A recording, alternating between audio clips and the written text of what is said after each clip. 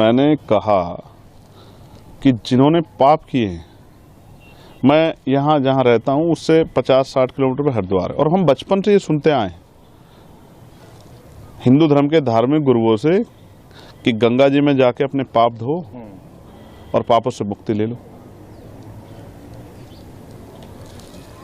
ना मैंने पाप किए, मैं तो अपने हक वंचित समाज को उनके पैरों पर खड़ा करने के लिए, उनके साथ जो जुल्म हो रहा है उसको रोकने के लिए काम कर रहा हूँ। तो मुझे पाप धोने की जरूरत नहीं है। और रही बात, हमारी पार्टी का स्टैंड स्पष्ट है। जिन संतों गुरुओं महान पुरुषों के रास्ते पे, विचारधारा पे हम लोग चलते हैं, हम पाप और पुण्य में बहुत भरोसा भी नहीं करते, हम तो कर्म में भरोसा करते हैं। तो जिसको परेशानी हो वो, जिसकी पार्टी का एजेंडा नहाने धोने का है, जिस पार्टी का एजेंडा जो है धार्मिक एंगल का, उनको परेशानी होती है तो हो, मुझे इससे कोई फर्क नहीं पड़ता। मैं तो सतगुरु रविदास जी महाराज को मानने वाला व्यक्ति हूँ। मन चंगा तो कटौती में गंगा, मैं क्यों जाऊँ मथुरा काशी, मैं बेगमपुरा का वासी। मेरा मन साफ सुथरा है तो मुझे कहीं जाने की जरूरत नहीं है।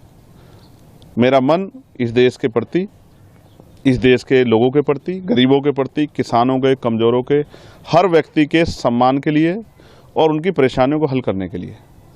बाकी जिसको जो सोचना है, कहना है, वो कहता रहे, मुझे इससे कोई फर्क नहीं पड़ता। मैं अपनी बात पर तटस्थ हूँ। वहाँ इतने मंत्री, साधु संत और मुख्यमंत्री, खुद प्रधानमंत्री को न्योता मिल गया, तो वो सब जा रहे हैं, तो क्या वो सब पापी हैं? देखिए, मेरी बात सुनिए। जब वो वहाँ जा रहे हैं और आपने याद दिला दिया, तो मैं मुख्यमंत्री जी से कहूँगा, प्रधानमंत्री जी से, जब वो जाएं तो इलाहाबाद में जो लाशें कोरोना काल में हमने देखी थी, उन लोगों के लिए भी, जिनका अंतिम संस्कार भी नहीं करा, उनके लिए भी प्रार्थना कराएं। क्योंकि वो आपकी सरकार की निकम्मेपन की वजह से हुआ था। आप मेडिकल फैसिलिटी नहीं दे पाए थे। जिन लोगों को चिता नसीब नहीं हुई, क्योंकि हिंदू धर्म में तो कहा जाता है कि उनको अग्नि जो है उनके पार्थिव शरीर को मिल, जिनको नहीं मिल पाई, उनके लिए भी प्रार्थना कर लेना, अगर आपकी आंखें खुल जाएं। तो मैं तो स्पष्ट तौर पर कहना चाहता हूं सरकार को और मुख्यमंत्री जी को कि जितना पैसा उन्होंने इस कुंभ में लगाया, अगर उतना पैसा वो इस प्रदेश की चिकित्सा, शिक्षा और रोजगार देने में नौजवानों को लगाते, तो बहुत सारे लोगों के परिवारों के आंसू सूख जाते, बहुत सारे लोगों को न्याय मिल जाता, बहुत सारे लोगों को आगे बढ़ने का अवसर मिल जाता। उसमें तो सरकार फेल दिख रही है। नहीं तो सीधा सीधा मंत्री, कई सारे लोग कह रहे हैं कि महाकुंभ पर जो इस तरह की बात कर रहे हैं चंद्रशेखर, वो कौवा है, बाग में बैठे हुए कौवा है, जबकि सब लोग कोयल की भाषा बोल रहे हैं। अब ये सरकार इंसानों की रखवाली नहीं कर पा रही, पशु पक्षियों की क्या रखवाली करेगी? मैं स्पष्ट तौर पर कहना चाहता हूं कि सरकार फेल है, और जो मंत्री और सरकार के लोग जा रहे हैं, मैं उनको बस याद दिलाऊंगा कि जब वो जाएं तो सनी यहाँ जिनकी मुजफ्फरनगर में पीट पीट के हत्या कर दी, उनके लिए भी प्रार्थना कर लें। जब वो जाएं तो जिनकी 5 लोगों की, मुस्लिम समाज की, यहाँ मेरठ में हत्या कर दी, उनके लिए प्रार्थना कर लें। वो जो बच्चा जिसने पार्लियामेंट के सामने जाकर जितेंद्र ने खुद को आग के हवाले कर दिया, न्याय न मिलने पे, बागपत के उस बच्चे के लिए भी प्रार्थना कर लें। जब वो जाएं, अमन जिसकी पुलिस ने पीट पीट के हत्या कर दी लखनऊ में, उसके लिए भी प्रार्थना कर लें। रामचंद्र मौर्य जिसकी पीट पीट के अभी लखीमपुर खीरी में हत्या कर दी है, उसके लिए भी प्रार्थना कर लें। 69,000 शिक्षक भर्ती के बच्चों को उनका हक मिल जाए, उनकी फाइल खुल जाए, उसके लिए भी एक बार वो सोच लें। जो महिलाओं पर अन्याय अत्याचार हो रहा है, उसके बारे में भी सोच लें। किसानों के जो बुरे हाल है, किसान, हमारे नेता दल्लेवाल जी बैठे हैं जीवन मरण के बीच में, अपनी समस्याओं को लेकर किसानों, उनके लिए भी सोच लें। इस पे तो ये निकम्मी सरकार कुछ सोच नहीं रही है। तो इनका एजेंडा जो है नहाने धोने का और धार्मिक एजेंडा, इन पे मैं कुछ कहना नहीं चाहता।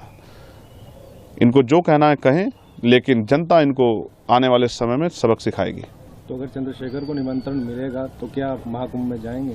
देखिए, आपने सवाल के बीच में भी कहा कि कई धार्मिक गुरुओं ने भी इस पर टिप्पणी की है, और मैं विज्ञानवादी व्यक्ति हूँ, मुझे हंसी आती है। मैंने देखा कि जब हम वर्ल्ड कप खेल रहे थे क्रिकेट का, तो यहाँ बहुत सारे हवन यज्ञ हुए और फिर भी हार के आए। मैंने ये देखा कि एक संत ने कहा कि हम ऐसा हवन यज्ञ करेंगे इस बार कि पाकिस्तान नक्शे से बाहर हो जाएगा। तो उनसे कहूँगा कि चाइना के लिए भी कर लेना। और अगर इस तरह से, पाकिस्तान में तो हिंदू भी रहते हैं जिनके लिए आप रोज चिंता करते हो, तो उनको भी, उनके जीवन को भी समाप्त करना चाहते हो नक्शे से हटा के। इन्हीं एक संत ने कहा कि मरे मुलायम काशी राम, प्रेम से बोलो जय श्री राम। आप ऐसे लोगों को मैं ना संत मानता, ना उनकी भाषा को संत वाली भाषा मानता। संत का मतलब होता है जो मानवता के लिए जिए, जो सुख सुविधा को छोड़ के जनता को किस तरह से उनके जीवन में समस्याएं खत्म उसके लिए जिए। यहाँ तो सुख सुविधाएं लोग ले रहे हैं और अपने आप को बहुत बड़ी बड़ी बातें करते हैं, लेकिन सच तो कुछ और है। मैंने तो कोरोना काल देखा, अगर जितना पैसा वहाँ लगाया गया, इतना शिक्षा चिकित्सा पे लगाया होता तो इतने लोगों की जान नहीं जाती। और ये सब चीज़ें सरकार की देख रेख में, और कम तो बहुत जल्द जल्द आता है। फिर भी हमारे देश में कोरोना जैसी महामारी आ गई, इतने लोगों की जान चली गई, लॉकडाउन लग गया, मजदूरों की इतने लोगों की जान चली गई। तो मेरा काम है अपने संतों गुरुओं महापुरुषों की विचारधारा को लोगों तक पहुंचाना।